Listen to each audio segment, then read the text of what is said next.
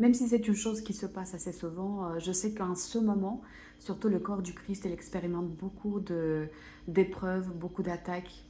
Et c'est aussi exprès parce que Dieu laisse cette chose se passer. Il y a une séparation qui se fait entre le buc et la chèvre, entre ceux qui sont vraiment attachés à Dieu et qui ne veulent pas d'autre chose. Il y a ceux qui veulent vivre leur vie. Malheureusement, Jésus disait que si vous voulez garder votre vie, vous allez la perdre. Mais si vous renoncez à votre vie, vous allez la gagner. Et il faut comprendre ces choses quand on est en Jésus. En fait, même le peu qu'on a, si on le donne à Dieu, Dieu le multiplie, il nous donne ce que lui, il a. Et bien sûr que ce qu'il a, ça dépasse beaucoup ce que nous, on possède, ce que nous, on peut multiplier, ce que nous, on peut nous offrir. Parce que lui, il est la vie, finalement. Je voulais parler de ces trahisons, en fait. Parce que ces trahisons, ça se passe beaucoup et souvent à travers des personnes à qui on fait confiance. La personne qui doit te soutenir, la personne qui doit t'encourager, la personne qui doit être là pour t'acclamer, la personne qui doit être là pour te dire que tu as de la valeur. Souvent, ces personnes-là qui font partie de la famille, qui sont les plus proches, qui sont des amis, c'est comme dans le psaume 41 où David dit c'est lui en qui je fais confiance et qui était en paix avec moi. C'est lui qui m'a trahi. C'est lui avec qui je mangeais mon pain. Donc, quand ça se passe, c'est vraiment blessant. Et c'est choquant souvent parce qu'on ne s'imagine pas que ces personnes peuvent nous faire ça. Et ce qu'on fait quand on est croyant, c'est qu'on essaie de pardonner.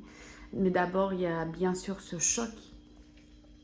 Et surtout, ce que cette trahison, elle fait, c'est que ça nous donne du poison. C'est une amertume qui s'accumule dans notre cœur parce qu'on a du mal à s'imaginer, on a du mal à digérer cette trahison, cette manque de loyauté, cette manque de présence, de bonté. Et finalement, on a besoin d'être guéri. Le pardon, il est le plus important. Mais c'est pas tout le temps la seule solution. J'ai eu ça, je me souviens, j'ai été très blessée par ma mère et elle a dit des choses qui étaient vraiment très blessantes. Et 2 mois après, j'étais en train de pardonner, de revoir les choses, de prier à Dieu, de la bénir. Et pourtant, j'avais toujours ce poison à moi, je sentais une lourdeur et surtout, je n'aime pas avoir cette lourdeur dans mon cœur. Et je l'ai appelé un jour et j'ai juste dit, voilà, ces choses qui me dérangeaient.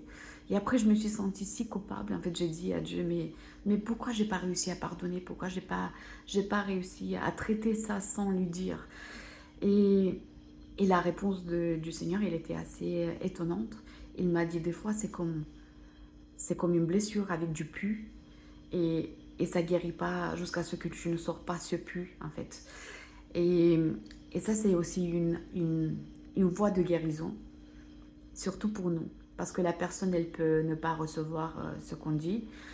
Et, euh, et c'est aussi parce qu'il y a des esprits qui travaillent dans la famille, ce qui fait que tu parles une chose, la personne entend une autre chose. Il y a toujours, il y a jamais, jamais cette façon de dire peut-être que j'étais blessée et je suis désolée, mais il y a toujours cette défense pour ne pas arriver dans cette situation de réconciliation, malheureusement, mais surtout, ça nous guérit nous, ça guérit notre cœur. Et des fois, c'est important de dire, j'ai pas aimé ce que tu as fait, ce que tu as fait, c'était pas juste, parce que ça nous aide nous.